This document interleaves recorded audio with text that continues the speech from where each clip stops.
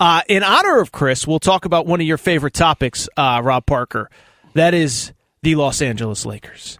Los Angeles fraud of the fakers. I'm going to call them the fakers after last night's game. But go ahead. Well, we all saw how it went down. They had a 17-point lead, blew it.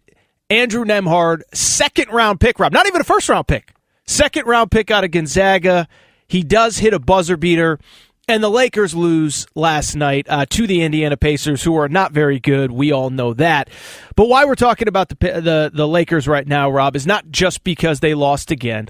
They currently, as we speak here, are 7-12 overall. But they are moving up the standings. They were playing reasonably well before that. But why we're talking about them, Rob, and I think I know where you're going to stand on this, but shortly after the game, a report did come out that despite the loss, ESPN's Dave McMenamin says that within the locker room, the Lakers do believe the team is, quote, only a couple of players away from turning this group into a legitimate contender.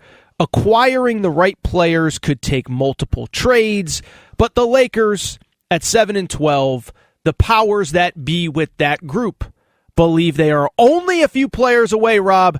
Go ahead. The floor is yours. I have thoughts, but I am much more interested to hear yours on that report. Yeah, they are a couple players away. Jordan in his heyday, Shaq, and who else can I name? Retirement, yeah, and Magic. I mean, for real. Anybody who buys in, even when you look at their win, they've beaten the Spurs 3 times. Can you put the Spurs on the schedule 40 times? Then maybe they'll be over 500. If you look at this crew and look at some of the wins, they got 7 wins.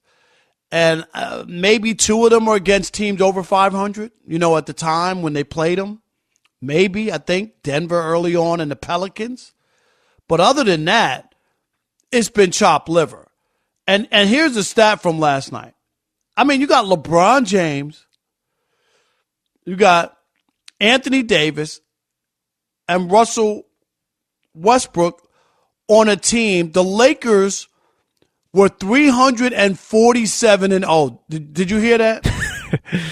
347-0, yep. When leading by 17 or more points in the fourth quarter over the last 20 seasons, entering last night, that's regular season and postseason.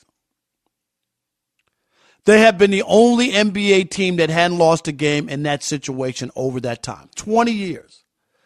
And they choked down an epic game to the Pacers. And I've seen, you look at Anthony Davis, you say, oh, man, look at him. Oh, yeah. Whenever you put Anthony Davis and LeBron in together, they got a shot. Just get them in the playoffs, and they got a chance to win I just don't believe that. I don't believe the team is constructed that way. I know Westbrook has been better off the bench, but even LeBron last year, Aaron, he averaged 30 points, and the Lakers went more than 3 months without winning 2 games in a row in that league with so many bad. Like, it doesn't impact winning. Like, that's the issue. If I'm them, you got to be honest on what you're trying to do here. I don't understand. If you're going to keep a LeBron James in year 20, then you got to give up the picks and get the players and stop playing this game. The Lakers are all of a sudden worried about, we don't want to give up our 2027 pick and worried about the future, but you got a player, your star player is now. If you're not going to do that, it just doesn't make any sense. So either you're all in on LeBron for this year and next year, or you got to say, well, should we trade Anthony Davis? He's playing better, right? His value is probably not going to be any higher. I just think at some point you got to make a decision, but I don't think they're that close or a player or 2 or 3 away from having a shot at a championship. I just don't see it. So a couple things stand out. One, let me ask you a question. There's 30 teams in the league. How many of them are not a couple trades away from being really good? Yeah. Like, what does that even mean? It's an erroneous report. I agree with you. It'd be like because it's not like one player away. Oh yeah, they just need the right point guard, to get everybody in position. That's what I'm saying. Like if I came on my Saturday show late at night that you never miss because you've never bothered to tune in to listen. That's right. I have been driving home. I have heard it. Okay. But imagine if I came on the show and said, I'm just like a million or two listeners away from. We're a million or two listeners away from being the number one sports talk radio show in America. People would drive off the road. I mean, you want a reason to turn off the show, Rob? I know you never miss it because you never listened. But if there's ever a reason, imagine if I said that. That's basically what these guys are saying. Oh, yeah, of course, every team is a couple teams away. But here's the other factor, and this is one thing, like, and I'm not as anti-LeBron as, some people, and I get some people that just are frustrated with a lot.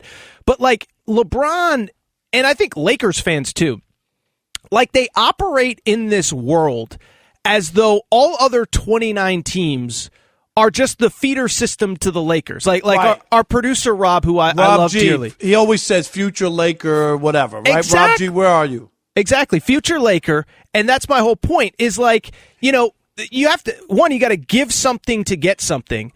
But teams aren't just lining up to give the Lakers all their best players to make the Lakers better. So those are the two things. One, every team is a couple trades away from being a contender. But two, like, to get the players that you need, you're going to have to give something up.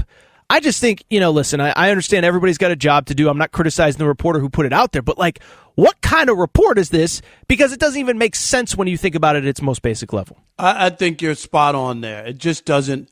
It doesn't mean and for the report to come after they just choked down a 17-point lead at home.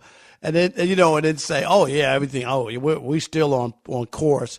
And this team is good, man. And we're just 2 or 3 players away from turning this around. No one ever stops to think that since LeBron's been here, he's missed the playoffs 3 out of 4 years. The one year they won can you imagine if they didn't win the bubble championship, what this LeBron tenure and how people would look at this thing would be? It's incredible. And I know he doesn't take as much heat, but Anthony Davis, right? I mean, and I think it's something we all talked about at the time.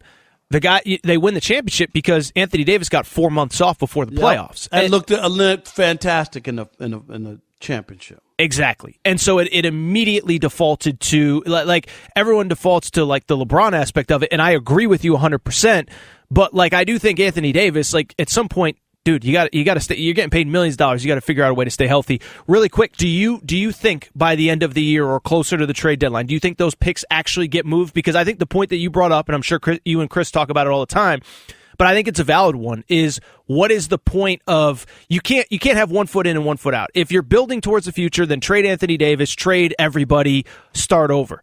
But if you also can't sit here and say we're going to hold on to these picks that, the kids that we're going to draft are in middle school right now, it just feels like a weird middle ground. I'm curious if you think they're actually going to make that move or not. Yeah, I think they would have made it. I don't understand. None of it makes sense to me if LeBron James is your centerpiece, right? Then when you marry LeBron, you're in on this. He's changed all the rosters and got rid of all the young. When he came to LA, remember they had nothing but young players. Oh yeah, right? All of them. They all were sent away. Oh no, I can't wait on them. I can't wait on. I need Anthony Davis now. I can't wait on these guys to develop. So they got rid of everybody, and now you're holding on to picks in 2027 like that's the Lakers. The Lakers have never been about that. So why in the world would all of a sudden they're going to draw the line on not bringing players to help LeBron? None of it makes sense, but I don't know. What am I watching? Am I just too jaded? I mean, I watch as often as I can. I don't think they're a good team. No. I don't think they're a good team. What are they, 7-12, you said? Is that what it is? 7-12. And the other thing, with 3 wins over the Spurs, right? Well, and the other thing, too, really quick, and I know we got to get out of here and get to some of the callers, but, the thing that I think that I've learned over the last couple of years watching this league, things like actually having a team that plays together and actually, a team that's bought into their coach, like, these things matter, right? Like, we could criticize the Warriors for whatever. It's clear that those guys play as much as they can, are on the court, buy into Steve Kerr. The Celtics, young team, they play every night together. The Bucks, the Grizzlies, I could go on and on. The teams that are struggling right now, Rob, the Lakers, the Clippers, the Nets, right? What do they all have in common? They got guys that miss games just because they feel like missing games. They got guys that, they want the coach fired. They want to be traded. They want this. They want that. And so why I bring it up is because part of it is you can have whatever players you want, but as we saw with the Nets last year, if you get to the playoffs and none of these guys play together because guys are just taking random nights off, that's going to have an impact on your successes or failures when it comes to April, May, and June as well, Rob. No doubt. I mean, basketball of all sports, you know that. You got to have cohesiveness and know where a guy wants the ball, Aaron, like just the feel of the game. And that's why playing together is so important to build chemistry. If you're a baseball, you don't need to have chemistry. He's playing right field. I don't even have any interaction with him other than bumping into him in the dugout. Do you know what I mean? I'm playing third. I really, there's no chemistry there, but in basketball especially. But I just don't buy into what I know people always want to believe they just got to get in the playoffs. That's it. AD, and I'll take AD. I'll never bet against LeBron. Like I hear that all the time. I hate to break to new people that he's lost 6 NBA championships, but they say, I'll never bet against LeBron. Okay. I don't see it. Well, I'll just wrap by saying this. I made that mistake with KD last year. Just get the Nets to the playoffs. KD and Kyrie did not work out well.